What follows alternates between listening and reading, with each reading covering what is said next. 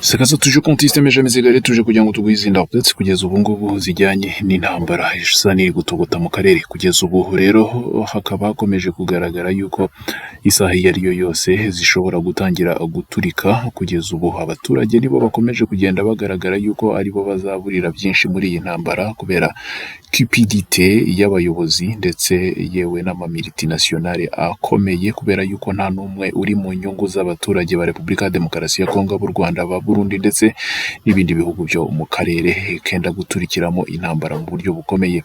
Victoire ya Repubulika ya Demokarasi ya Kongo ikaba isa naho idashobora kuba yagaragara. Bamwe mu basirikare bagiye baba muri iyi ntambara y'abazayoniste kuva mu 1986 bakaba bakomeje kugenda bagira analyse bakoraho nyuma y'ibi bikoresho by'amaripers y'abanyamerika byagaragaye mu kirere cy'abanyekongo ndetse na bombardier ikomeye ku isi yigeze kuboneka muri Iran yongeye kugaragara muri Repubulika ya Demokarasi ya Kongo, kongeraho resolution ya 2773 ya Loni ndetse yewe ukongeraho n'aba ofisiye b'igihugu cya Leta Zunze Ubumwe za Amerika baherutse kwakirwa n'igihugu cya Repubulika ya Demokarasi ya Kongo, tibagiwe n'ibikoresho bikomeye by'ama Apache 64 biherutse kwakirwa n'igisirikare cya Repubulika ya Demokarasi ya Kongo. Abanyamerika bakaba rero basa n'abizeye rero inyungu ndetse n'insinzi muri iyi ntambara muri aka karere bishobora kujya kuri neocolonialisme direct. Kugeza ubu rero bamwe mu basirikare bakaba batanga analyse bavuga yuko izi ntambara zatangiye mu 1986 ari projet pro occidentale yatangiye mu biyaga bigari ndetse ikaba ari imwe mu yaremye umugezi w'amaraso umaze igihe kandi waragiye uyu mugezi warimantwa na Washington na Bruxelles.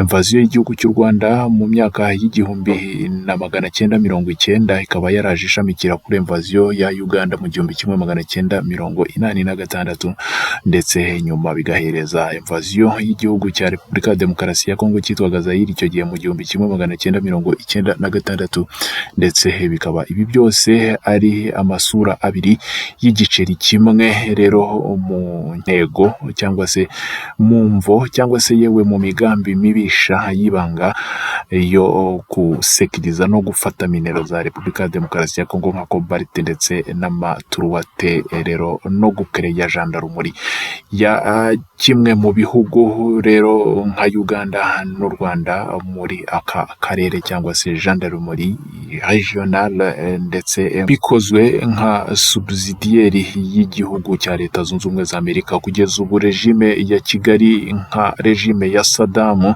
uburyo Saddam yateye Kuwait bitewe cyangwa se biri mu nyungu z'abanyamerika ndetse agatera na Iran akarwana mu buryo bukomeye ndetse agahabwa nyamonta Baghdad ikaba umujyi mwiza ndetse kanagenda ishimirwa ku isi yose.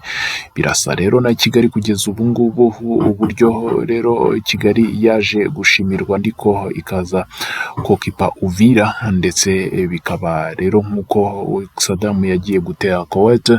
Kugeza ubu rero nawe kuko Saddam yanze kuva muri Kuwait bikaba bibazo ni nako rero kugeza ubu systeme iri gukoreshwa ku basirikare b'igihugu cy'u Rwanda ahubwo bakomeje kwanga kuva muri Uvira bakika mu frama abasivile. Repubulika ya Demokarasi ya Kongo ikabibi ikomeje kubyamagana ndetse igisirikare cy'igihugu cy'u Rwanda kikaba gikomeje kwimiriya diplomasi ya Leta Zunze Ubumwe za Amerika mu buryo bw'umugaragaro, nyuma yuko kandi nanone byaba byaragaragaye yuko iperereza ry'igihugu cy'u Rwanda cyaba cyarabonye yuko Leta Zunze Ubumwe za Amerika zaba zirimo gushaka kubipakurura nazo rero bigakomeza gusa n'ibikururana bikazana umukururano hagati y'izi ngufu zombi kuri tere ndetse no kuri diplomasi. Leta Zunze Ubumwe za Amerika zikaba rero zisanzwe zizwiho kutajisa mu buryo bwa morale ahubwo zigakomeza kwajisa bitewe n'igikoresho cyabo kiba cyabaye incontrolable na menace ku nyungu zabo, bityo ari nabwo bahitamo kuhita batangira kudemantera icyo gikoresho, ari nayo systeme yaba iri gukoreshwa nk'uko uyu mwanaliste rero w'umusirikare ndetse w'umujenerali majoro mu gisirikare cya Uganda akomeje kubitangaza. Ni mu gihe kandi nanone anavuga yuko kontra miniyeri ya Repubulika ya Demokarasi ya Kongo n'igihugu cya Leta Zunze Ubumwe za Amerika ariyo ya ngombwa ku banyamerika muri iki gihe. Dispositifu z'umuriro kugeza ubu ngubu na modernisation kuri front bikaba ari byo bikomeje kugaragara yuko bishobora kuzateza ikibazo, kubera yuko iyi ntambara itari nk'iya kera, intambara ikomeje kugenda itutumba mu karere. Haratangaza yuko ari intambara mu by'ukuri itameze nka za escarimushe zo mu ishyamba ndetse n'intambara zo mu mashyamba zo mu myaka za 90. Ati kugeza ubu rero ni intambara asymmetrique ndetse ya technology, kubera rero izi B2 spirit zikomeje kugaragara muri aka karere. Rero aravuga yuko ari fin d'impunité ikomeje kugenda isa naho yegereza.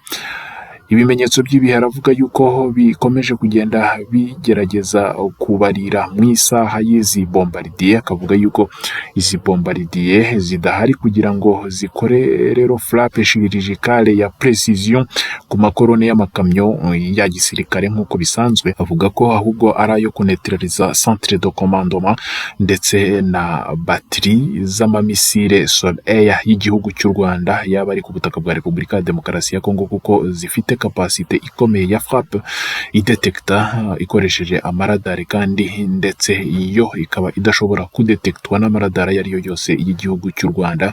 Bikaba rero ibi bishobora kuba faveri ya Repubulika ya Demokarasi ya Kongo mu gihe baba bakoranye mu rwego rwa equilibre ya Tolère. Ni mu gihe kandi nanone iyi Tolère yizi misile Sol-Air yari imaze igihe yarahagaritse ibitero bya gisirikare bya Repubulika ya Demokarasi ya Kongo rero bikoresha indege, kubera ndetse kunetraliza amwe mu madrone ahenze y'igisirikare cya Kongo.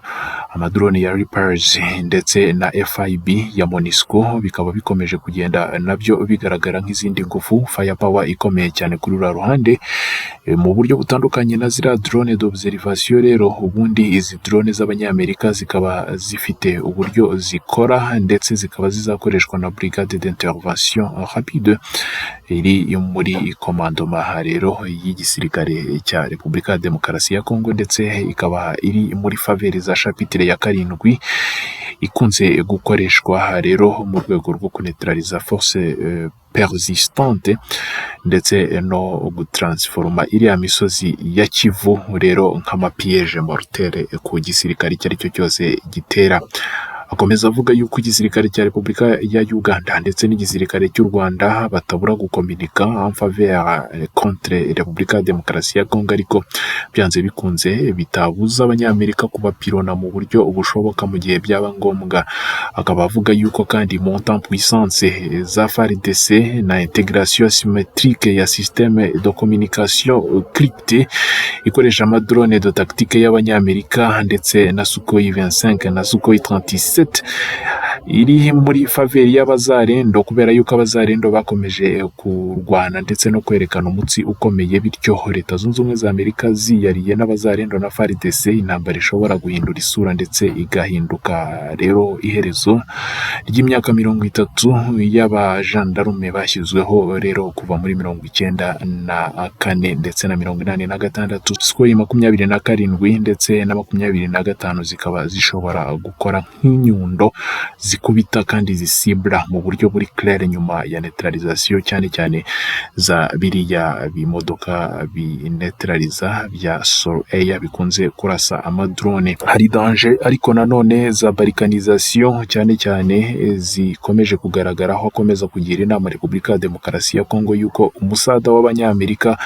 ari icyuma gikeba. Rero ahanini mu mujyi yombi avuga yuko Kinshasa itaramforushije ngo ikoreshe abazarendo cyane, igakomeza kwizera abasirikare regirieri, igakomeza no kurwana mu ntambara regirieri byazayiviramo kuba rero balkanize mu buryo buri immediate. Avuga yuko victoire y'igisirikare rero cya Repubulika ya Demokarasi ya Kongo ishobora kuhabwa amenagement nziza, itahabwa amenagement nziza igatanga vide mu buryo bukomeye, ku buryo ifacilita ama entreprise occidentale Total ndetse no mu bundi buryo bw'ama entreprise yitwaje intwaro n'amagroupe paramilitaire gukoresha no gucakaza no kugira abacakara ekonomi ya Repubulika ya Demokarasi ya Kongo, bityo Repubulika ya Demokarasi ya Kongo igata pedale kuri ekonomi yayo igafatwa mu buryo buri incontournable n'ama entreprise étranger cyane cyane y'abanyamerika. Bikaba ubusanzwe bisa naho ari plan secret ya Leta Zunze Ubumwe za Amerika muri Repubulika ya Demokarasi ya Kongo mu rwego rukomeye bishobora kujyana akarere mu kaga. Akomeza avuga yuko rero kugira ngo hahagarikwe ibingibi bisaba umwumvikano ndetse na activation y'abazarendo ndetse no kurwanira impamvu kugira ngo rero habeho independence totale y'akarere, kandi bakorera abazungu bakaba ari bo babanza kunetralizwa, bityo retrait totale ikava mu mujyi wa Uvira ndetse no mu bindi bice ako za Washington zikageragezwa kubaranswa hakurikijwe ingufu hadakurikijwe faveri ndetse n'impuhwe. Avuga yuko u Rwanda rushobora kurisika kandi nanone gutakaza stabilité intérieure bitewe na point de sanction yazana n'izo frappe ku butaka bwa Repubulika ya Demokarasi ya Kongo, utibagiwe isolement militaire total. Ubura rero uhomba ni umunyekongo, ni umunyarwanda, ni umutanzania, n'uwo mu karere kose ushobora kubihomberamo. Tekinike y'izi ndege ikaba ikomeje kugenda iba rero topic tukaza gusobanura nyuma.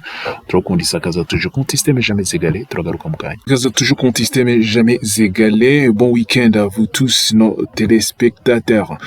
Depuis 3 décennies, l'Est de la République démocratique du Congo est le théâtre d'un drame humanitaire et économique sans précédent, marqué par plus de 6 millions de morts et une pillage systématique de ses ressources minérales.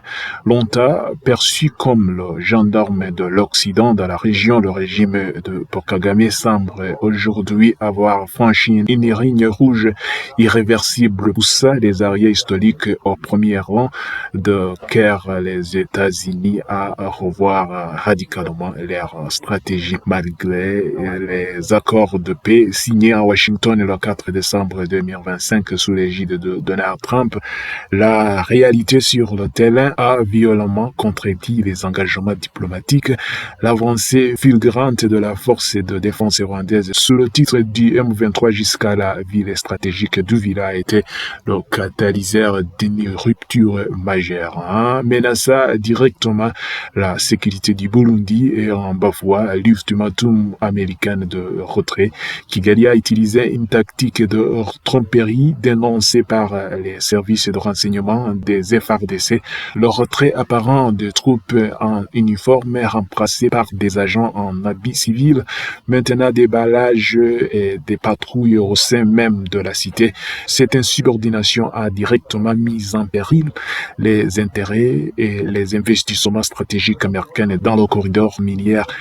L'histoire de la politique étrangère américaine est jalonnée d'alliés devenus incomblables de Saddam Hussein à Mobutu Sese Seko. L'analyse actuelle suggère que Paul Kagame pourrait suivre la même trajectoire. Le signe le plus flagrant de ce basculement est la signature, il y a 2 jours seulement, d'un accord de défense et militaire historique entre les États-Unis et la République démocratique du Congo. La réception des officiers de rang américaine au palais de la nation par le président Tshisekedi Félix Tshilombo marque le début d'une coopération opérationnelle directe. Les rapports font état de l'apparition de bombardiers B-2 dans le ciel congolais et de la livraison des drones Luper destinés à surveiller et neutraliser les positions des LDF avec une précision chirurgicale.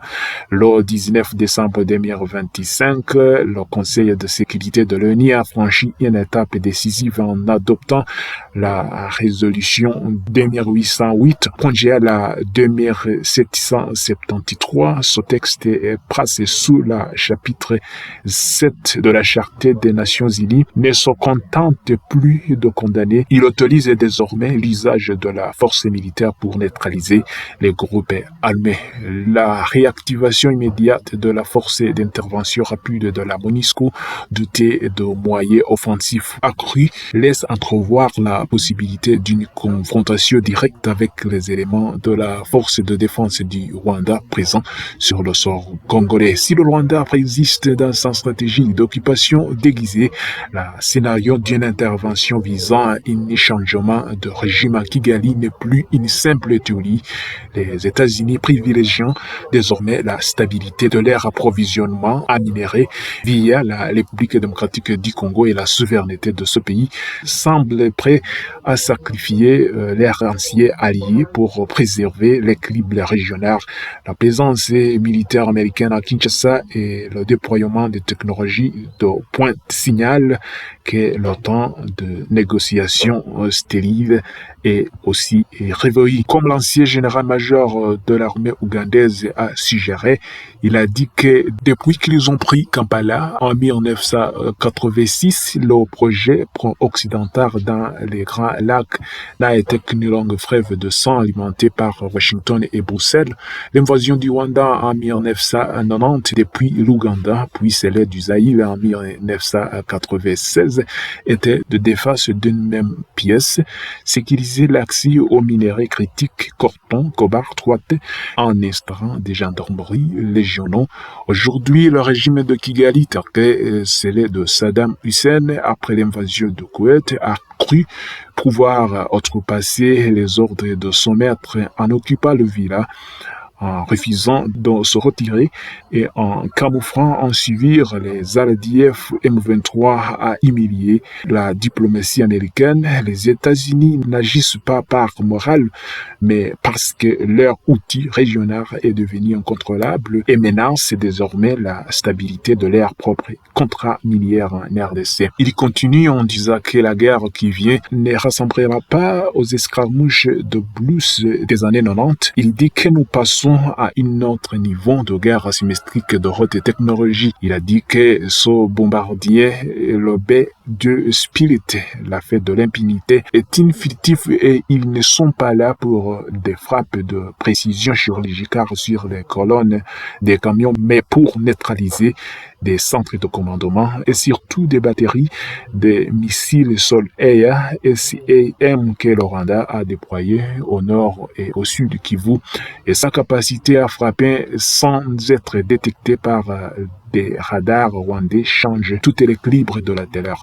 Il y a aussi des drones Liper et la force d'intervention rapide dans une brigade de MONUSCO, de force d'intervention rapide, et on l'appelle aussi unité de la brigade d'intervention rapide, contrairement aux drones d'observation des drones armés américaines et les unités de la brigade d'intervention rapide sous mandat de chapitre 7 agiront comme une force de frappe persistante ou comme des contingents au sort. Ils transformeront les montagnes de Kivu en piège mortel. Tout mouvement de groupe visible sera pilonné avant même d'avoir pu engager le combat au sort. L'intégration des systèmes de communication cryptés et des drones tactiques aux côtés de l'air Sukhoi 25 permettra une coordination air-sort inédite.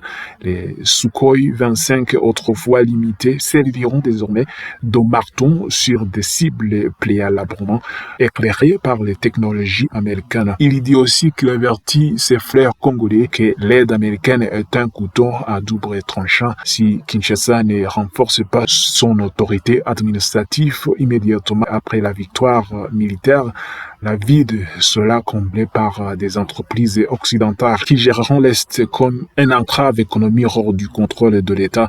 C'est le plan secret, diviser la République démocratique du Congo pour mieux empiller la terre cultivable et aussi les ressources qui conduisent la République démocratique du Congo dans une phase de balkanisation. Pour éviter ce désastre aussi, Kigali doit cesser le jeu du pas au village une retrait totale et vérifiable est aussi nécessaire et aussi l'aspect strict des accords de Washington y sont les voies. Sinon, le Rwanda risque de perdre sa propre stabilité intérieure sous le poids des sanctions et d'un isolement militaire total. Le peuple des Grands Lacs, encore une fois, ce sont les civils qui payent le prix de l'ambition des chefs et aussi de la cupidité des multinationales. Une victoire de la République démocratique du Congo, si elle est gérée de manière souveraine ou panafricaine, pourrait en fait stabiliser la région et permettre un commerce régional sain. Mais si la victoire est totalement américaine, elle ne sera qu'une nouvelle forme de colonisation technologique. Donc voilà les conseils de son général-major ougandais. Issa Kaza, toujours contesté mais jamais égalé. Nous retournerons à bientôt.